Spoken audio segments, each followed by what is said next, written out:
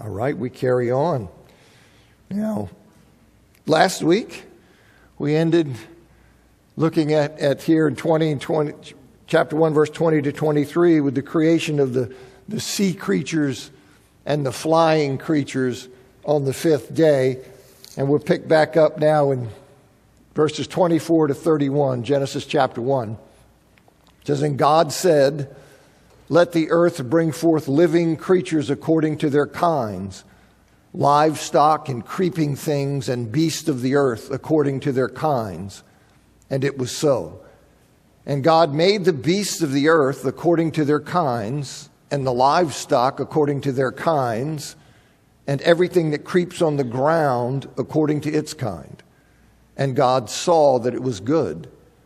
Then God said, let us make man in our image, after our likeness, and let them have dominion over the fish of the sea, and over the birds of the heavens, and over the livestock, and over all the earth, and over every creeping thing that creeps on the earth.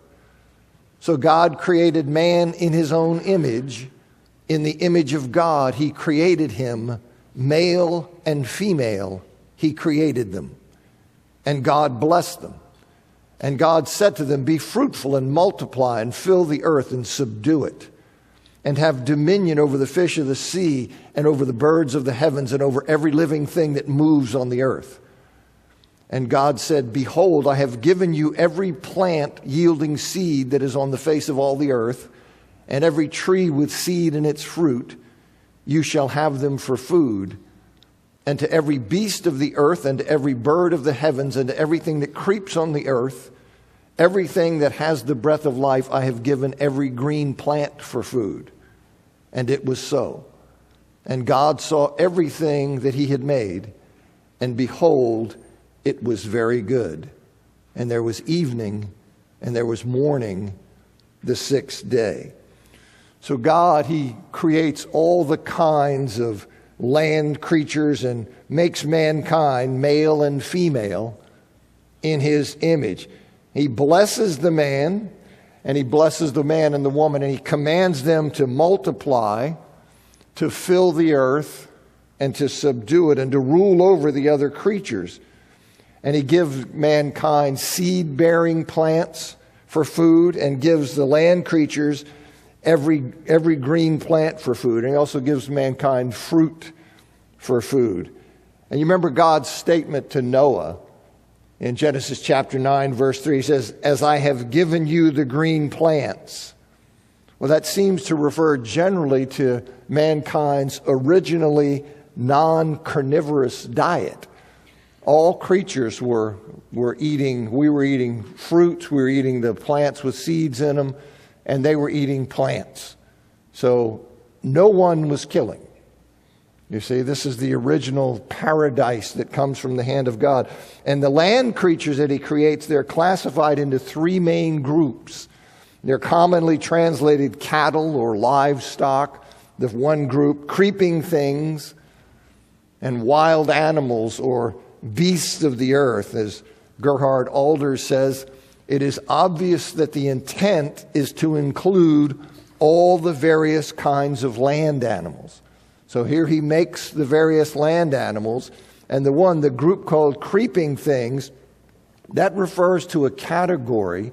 You know, it's hard, they're not so clearly defined, but you have these creeping things that refers to a category that are distinguished by their mode of locomotion, how they move, and it includes by specific identification in the biblical text, and by clear inference from the text, we can see certain things that are definitely in that group.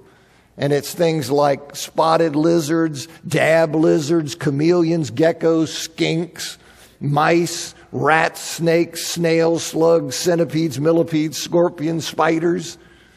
So you have somebody like Nahum Sarna, who's a Jewish scholar. He says a general term for creatures, this idea of creeping things, a general term for creatures whose bodies appear to move close to the ground. Here it seems to encompass reptiles, creeping insects, and very small animals. Gordon Wenham says about these creeping things, he says it refers to mice, reptiles, insects, and any other little creatures that keep close to the ground. So like I say, it's a broad category of things classified based on how they move. And it covers a lot of different things. Now, the creation of the first humans, Adam and Eve, it's here stated in a summary fashion, right? Make man in our image. So God created man in the image of God. Male and female, he created them. So we have that in 126 and 27. But that is going to be elaborated on. So this is day 6, the summary. He creates them male and female. But in chapter 2, we're going to zero in and have a close-up, an elaboration of this creation of male and female on day 6. But here you just get it in a summary statement. And then these plural forms, right? These plural forms that you see here of us and our, they have been much discussed. But notice that's in 126. But notice the singular forms in 27. Right? So we have let us make man in our image after our likeness. And then in 27, so God created, third person singular. He created man in his singular own image. In the image of God, he created singular. Male and female, he created, third person singular. So you have both this plural and then you have these singular indications. And many people are convinced when he says, let us make man in our image, they're convinced that this is a reference to the heavenly court of these spiritual beings that God has created that are surrounding God's throne. Now, there are many people that look at it that way, but the traditional interpretation that these plurals allude to a plurality within God himself. You see, alluding to a plurality within God himself, even if the full Christian Trinity is not yet discernible. But the traditional view is that it's alluding to this plurality within God himself, and that seems more likely to me. And here's what Kenneth Matthews says in his commentary about it. He says, our passage describes the result of God's creative act by both plural and singular pronouns. The plural possessive our image in verse 26 and the singular pronoun his image in verse 27. Here, the unity and plurality of God are in view. The plural indicates an intra-divine conversation, a plurality in the Godhead between God and his Spirit. By its reference to the Spirit of God preparing the earth for the creative word, the narrative permits a co-participant with God in creation. Moreover, Proverbs 8:30 speaks of the personified wisdom as God's co-participant in creation. The later poets and prophets attribute the source of life to the Spirit. So I think here you have this initial indication of a plurality within the Godhead, even though I think the Trinity with Jesus, or this God the Son, not yet being discernible, but I think that's this allusion to it. Now, as I say, most people would say, no, it's this heavenly court, but that makes less sense to me, so you can do with that what you will. But human beings are created, says, in the image and likeness of God. And that's a description that is applied to no other creature. So God has made all of these things. And mankind is the one that is created in the image and likeness of God. And Scripture, it doesn't elaborate or fill in. What does that mean, the image and likeness of God? How does that apply to us? What does that mean? But it would convey that idea that we were created in the image and likeness of God, would convey to the original readers that humans were created with a resemblance to God. Image and likeness, we were created with a resemblance to God. And then you start thinking about, no, God, of course, is spirit. Right? As it says in John chapter 4, verse 24, and the Old Testament stresses his incorporeality and his invisibility. This idea, don't make images of me. You see, you can see that, for example, in Exodus 20, 1-4, and Deuteronomy chapter 4, verses 15 and 16. So this resemblance that is inherent in this idea being made in the image and likeness, that the reader would hear this as we resemble God in some way, that resemblance no doubt relates to some non-physical aspect of humanity. Several elements of our nature, when we start to think about that, well, it's only given to us, it relates to us, somehow it makes us, we resemble God. It seems to be a non-physical aspect of humanity. So you start thinking, well, what is there about us that distinguishes us from the other creatures he has made? And so you start thinking along those lines, and there are a number of things that distinguish us, but without scriptural, guidance and telling us, it's difficult to be sure which are meant. What all are included in that? Perhaps the most fundamental difference between humanity and all the other creatures he's made is this idea of self-transcendence, right? Self-transcendence, the capacity to make oneself and the world an object of reflection. That we can step outside of ourselves and think about ourselves and think about the world.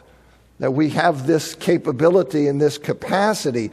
And then other aspects of our uniqueness, some of which flow from that self-transcendence, include moral and spiritual awareness. Right? We think about these kinds of things, discuss these kinds of things. Creativity, abstract reasoning. Right? You don't have the porpoises down there doing calculus, they're not... but there's clearly some kind of distinction there. And we also have a unique capacity for worship, for love, for fellowship, and for emotional experience. So somehow these things seem to be tied into our being made in the image and likeness of God, how we resemble God. But whatever the precise nature of our divine resemblance, it is that resemblance, being in his image and his likeness, that apparently makes us God's representatives on earth. We are his representatives in the same way that an ancient Oriental king was understood to represent God. You see, so the king was here. He was different. He was here as a divine representative. And so that seems to be what God is saying about all of mankind, that we are his representatives on earth. Mankind was made God's vice regent, right? And given this royal task of ruling creation on his behalf. Ruling creation, and you can see that in 126 through 28, but you also see it in like Psalm chapter 8, verses 3 through 8, where it says, "When I look at your heavens, the work of your fingers, the moon and the stars, which you have set in place. What is man that you're mindful of him, and the Son of Man that you care for him? Yet you have made him a little lower than the heavenly beings and crowned him with glory and honor. You've given him dominion over the work of your hands. You have put all things under his feet, all the sheep and oxen, and also the beasts of the field, the birds of the heavens, the fish of the sea, whatever passes along the paths of the seas." So here the psalmist is obviously reflecting back on God's revelation in Genesis, saying that we have been given this rulership function by God. That is what he has given to us. Gordon Wenham, he comments, he says, "Whereas Egyptian writers often spoke of kings as being in God's image, they never referred to other people in this way. It appears that the Old Testament has democratized this old idea. It affirms that not just a king, but every man and woman bears God's image and is his representative on earth." And I think that's what is being revealed and what is going on. And since the image of God, since that is an inherent aspect of human nature, it's part of who we are as human beings, that aspect was not lost through the introduction of sin into the world. So whatever else happened in the corruption that sin created in God's good creation, it did not result in the extinction or the extinguishment of the fact that we are made in His image and in His likeness. And I think that's almost certainly the point in texts like Genesis 5, 1-3, where it says, this is the book of the generations of Adam. When God created man, He made him in the likeness of God. Male and female, He created them, and He blessed them and named them man when they were created. When Adam had lived 130 years, he fathered a son in his own likeness after his image and named him Seth.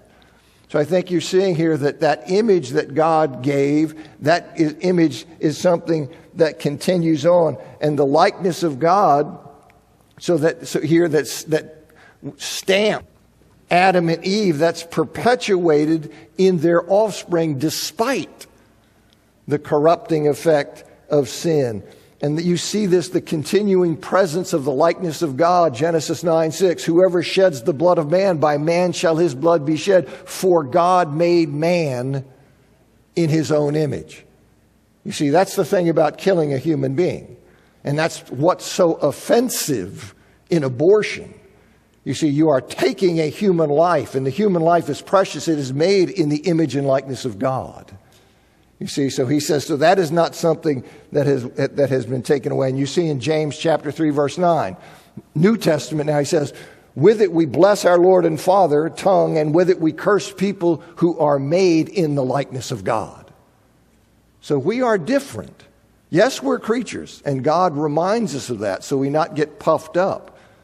And in fact, people sometimes say, well, why do we look so much like apes, or apes look so much like us? I say, well, I suspect it's possible, I would say probable, that God has done that. So we will always remember, yes, we are distinctive and unique, but you are a creature. You are not divine. Okay? You are a creature. You are from this thing set I've created. Never forget that. And start thinking, oh yeah, I'm a God. No, you're a creature. You're a creature. So I suspect he reminds us of that. Now, it's worth noting that God didn't create us, you see, to fill some need he had. He didn't create us to fill some lack on his part. Rather, creation, it's God's selfless and loving act of allowing others to share in the relational blessings of the Trinity, to allow us to participate in that. He created us that we might enter into the blessings of his existence, that we might enjoy the love and the unity and the communion and the peace and the harmony and the fellowship that he's had forever as an inherent part of his being. You see, that's important. Let me read to you how a theologian, John Mark Hicks, puts this. I've read this before. It's fairly lengthy, but I want to read it. I hope it'll be worth it to you. I've always loved it. He says, why did God create the cosmos? Or more specifically, why did he create us? This question has often perplexed theologians as well as children who begin to wonder about it in their first Bible classes. It is tempting to answer that there was something lacking in God, that God had some need to fulfill or some inner desire to satisfy. But then God's act of creation would not be gracious, but self-interested. God created according to this scenario because God was selfish or ego-centered, or somehow was deficient in his own being. An inner necessity compelled God to supply something lacking in his own life. That would be tantamount to saying that God created us because he was incomplete. God then would have created out of necessity rather than grace. We would exist because God needs us. This puts God in our debt instead of we in his.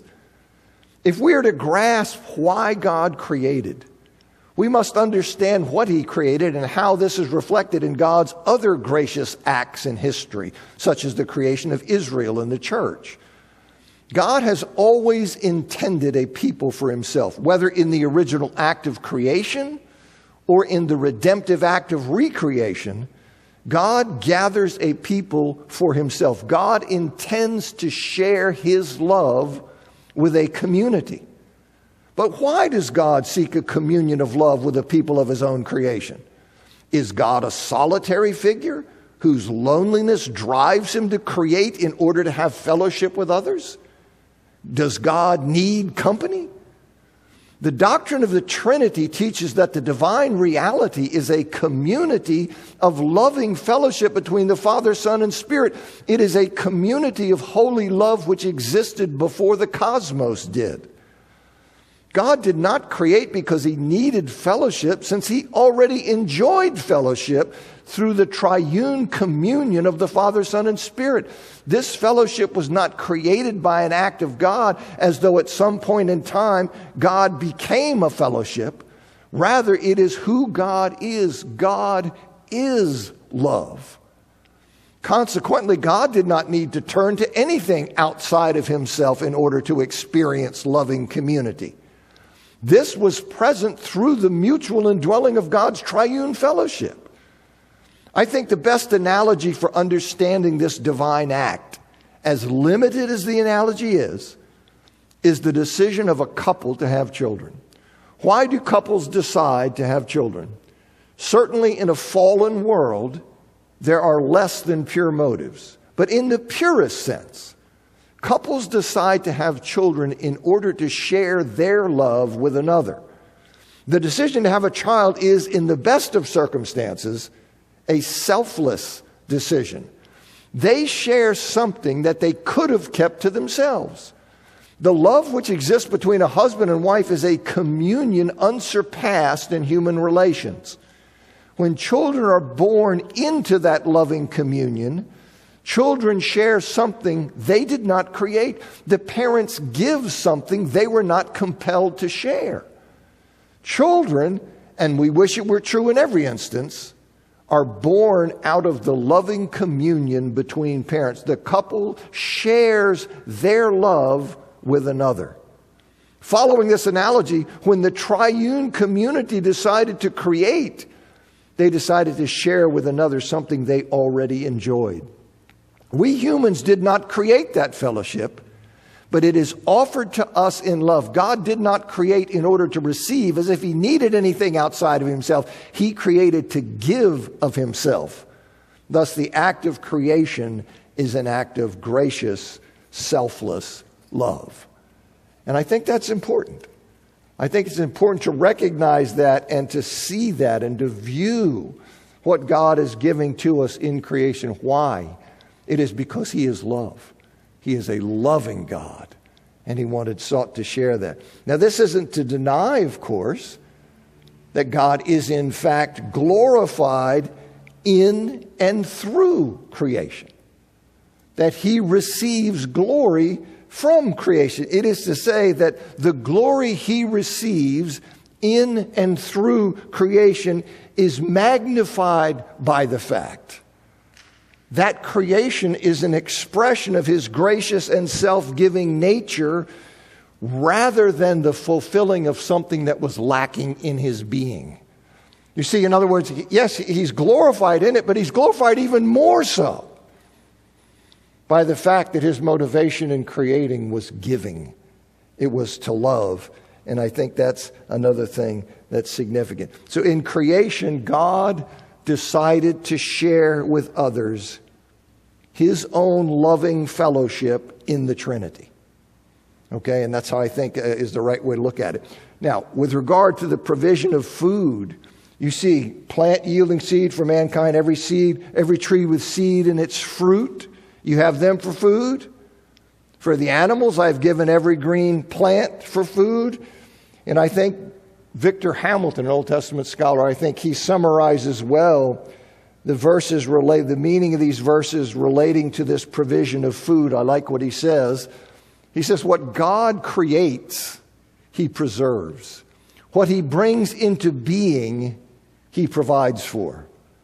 Man is to have as his food the seed and fruit of plants, Animals and birds are to have the leaves. The latter point accords with the description of the eschatological age, the end time, when the lion shall eat straw like the ox.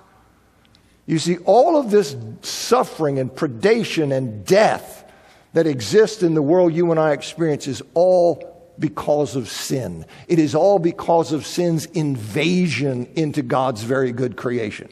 That was not how it was in the beginning. It says at no point is anything, human beings, animals, birds, allowed to take the life of another living being and consume it for food.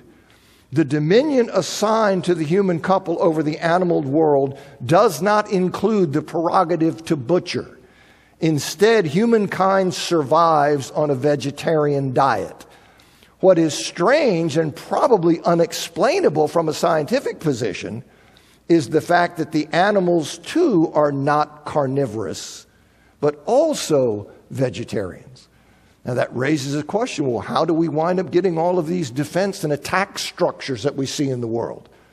Okay, and there are ways of thinking about that these are post-fall innovations that were either implanted in anticipation or other ways of having them come about. But what we know is that God's initial design, it wasn't about death and predation.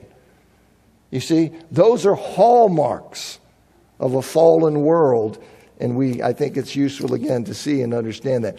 Here's what Keil and Delitzsch, these are Old Testament scholars from a prior generation, actually 19th century, maybe into the 20th, says from verses 29 and 30, it follows that according to the creative will of God, men were not to slaughter animals for food, nor were animals to prey upon one another. Consequently, that the fact which now prevails universally in nature and the order of the world, the violent and often painful destruction of life, is not a primary law of nature nor a divine institution founded in the creation itself, but entered the world along with death at the fall of man and became a necessity of nature through the curse of sin. And see, this is so you and I, this is the world we inhabit, the world we live in. Now, at the completion of his creation work, God pronounces, so he makes all this, and it was good. When he's finished, he corrects, he says, it was very good. All right, God says it was very good. Now, those who insist, and there are many people who say, no, I definitely believe in God, but I think you're crazy in trying to read this and thinking that God wants you to read it the way you understand it.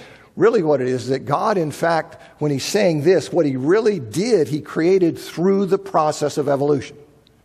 In other words, theistic evolutionists. They say, no, God is driving this, but he did it by evolving all of the different kinds from a common ancestor. And he did this over vast ages of time. So those who do that, you see, that insist that he created through that process, you have this difficult question, at least it's difficult for me, is why a good and loving God would create the various living kinds through this process of predation, death, and suffering when he could have avoided all of that. Right? By directly creating the kinds as he says he did in Genesis 1. So he could create them like this, but no, he didn't do that. He decided he would create through death and suffering, through carnivory and predation. And I said, doesn't look like he's doing. So they have that question. And then he winds up pronouncing the result of that morbid process very good. Okay, the people have no problem with that, but it doesn't seem to me to fit with what he's saying about that. Now, the absence of a blessing on the land animals, that's generated a lot of comment. Here's what Gordon Wenham says about that. He says, whereas birds and fish, verse 22, and man are blessed and told to be fruitful, no such command is given to the animals. Of the suggested explanations, two seem plausible.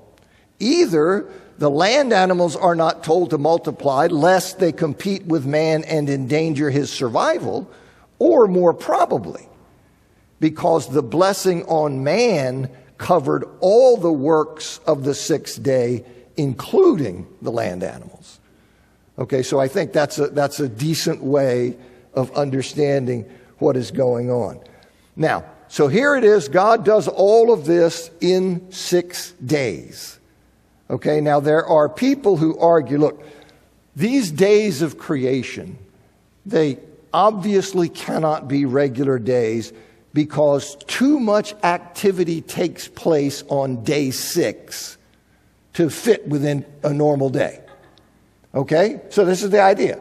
Now, we don't see that yet, but you know it from your own reading. When you get to day 6, when God elaborates on the creation of man and woman on day 6, where Eve is taken out of Adam and the animals are named and all of these things, they say, well, see, that's just too much activity to fit within a 24-hour day.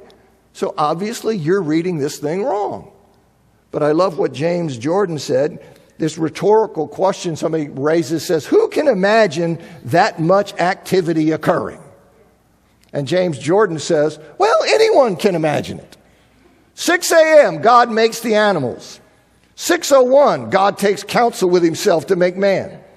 6:02, God makes Adam. Forming him of dust takes 1 minute.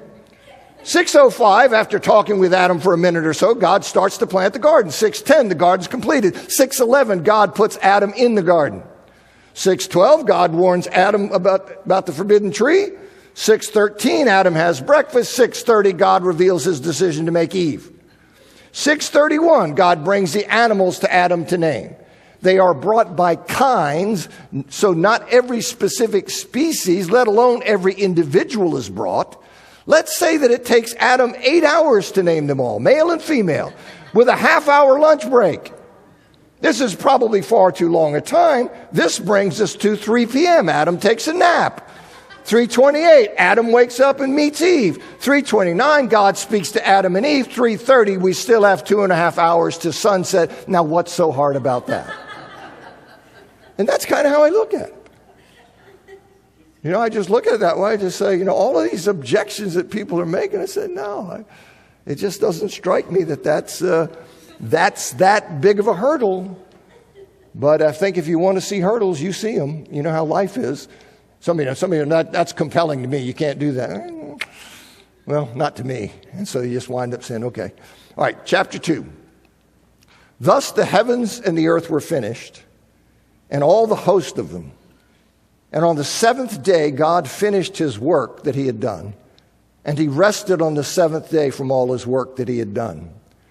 So God blessed the 7th day and made it holy, because on it he rested from all his work that he had done in creation.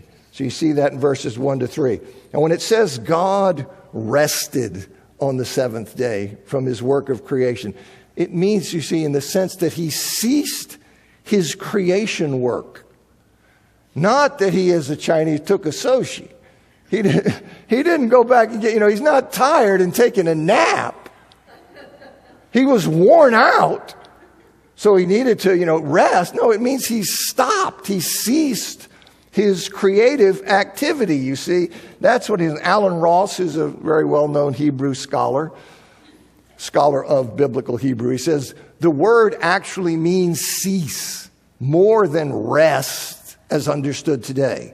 It's not a word that refers to remedying exhaustion after a tiring week of work.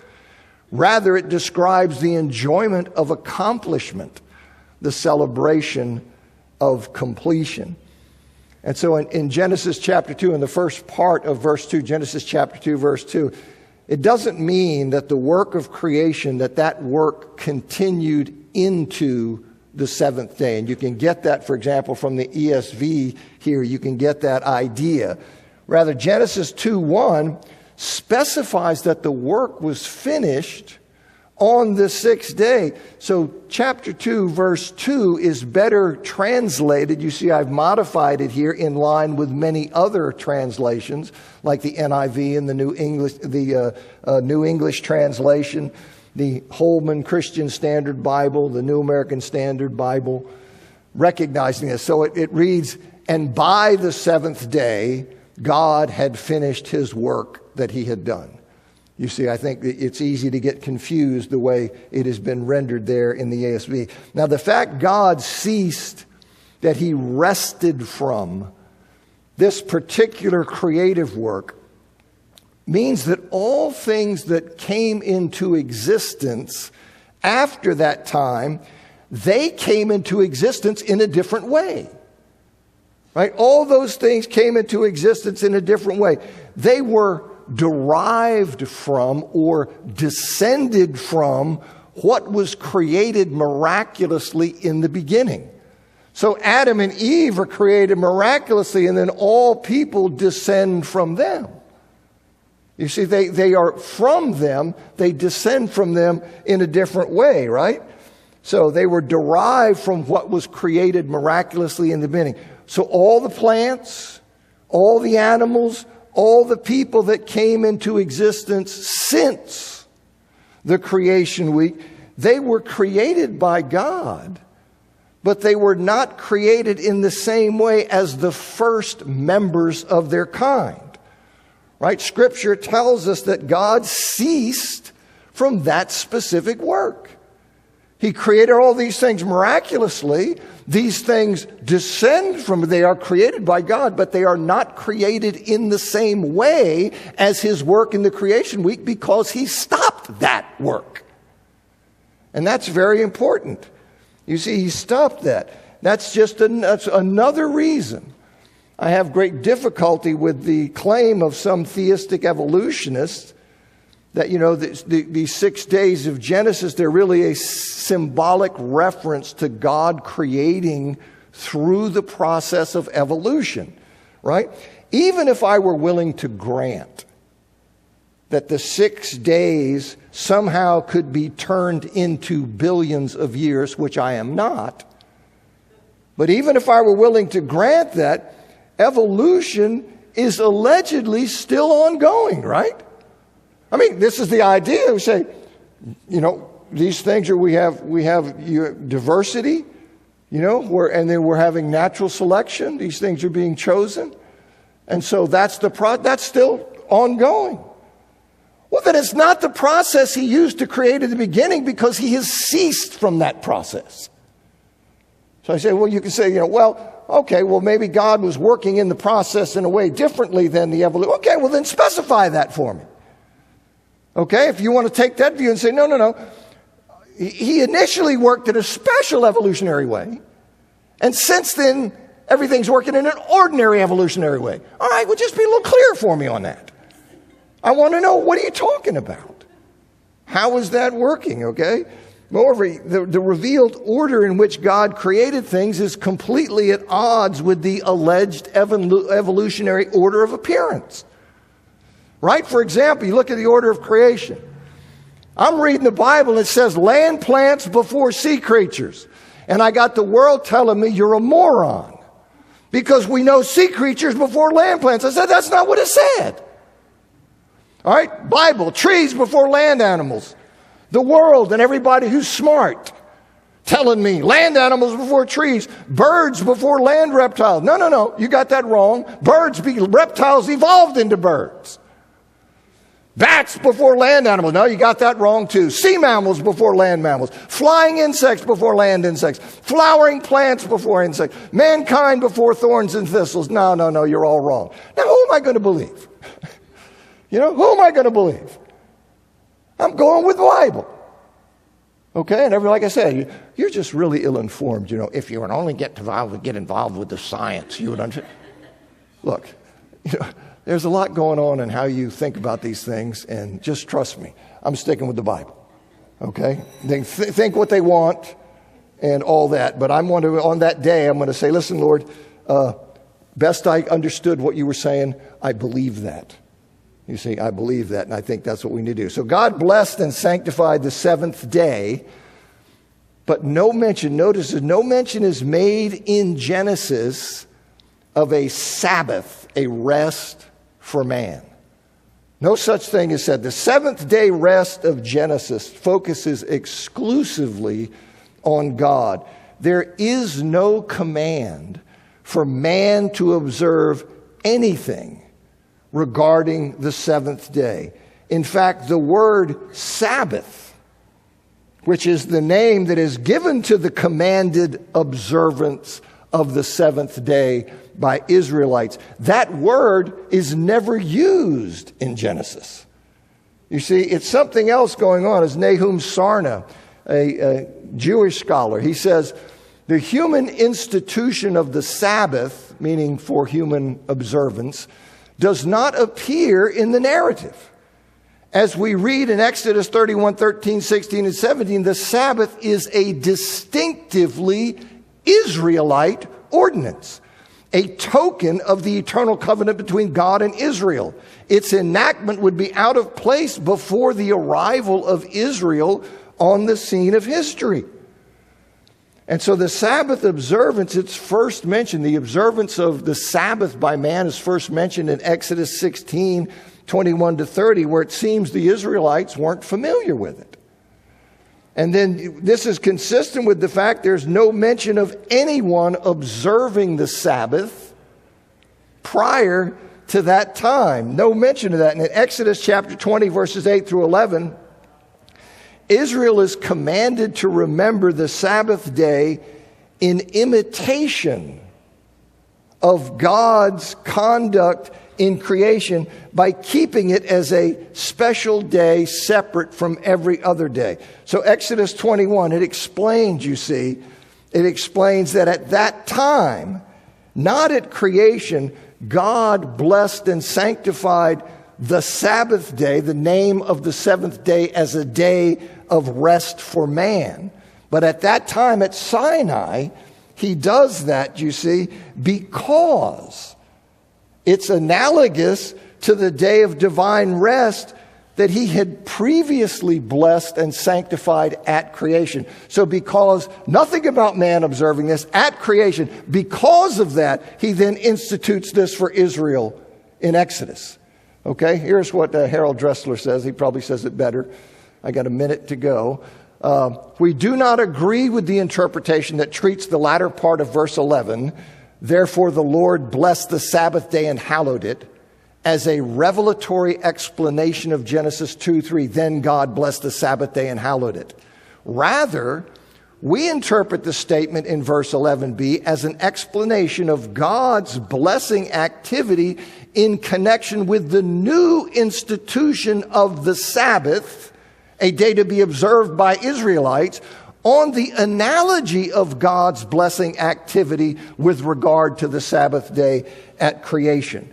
And this understanding here, it's supported by two reasons that I'm not going to have time to give you, but let me just quickly.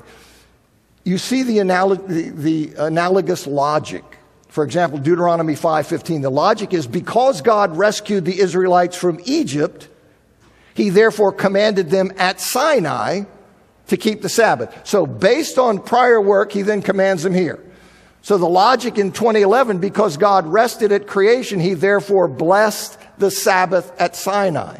It is by analogy. And the second one, I'm just going to go over time, the Hebrew particle that's rendered therefore.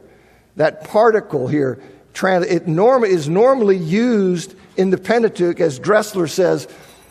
Let me read this and then I'll shut up. It says the other consideration of why to look at it this way, that this is based on an analogy of what God had done. He gives a new institution here. He says the other consideration is that the particle al-ken is used in both Exodus 20:11 and Deuteronomy 5:15 and translated therefore in a majority of cases. That particle is employed in the Pentateuch to connect causally an event in the past with a situation sometime later. Hence, it is better translated consequently now. Okay, and here's what that would look like here. For in 6 days the Lord made heaven and the earth, the sea and all is in, and rested on the seventh day. Consequently now, at Sinai, he blessed the Sabbath day and made it holy, a day of observance for the Israelite. Hope that's clear. Best I could run through it in that time. Thanks for coming.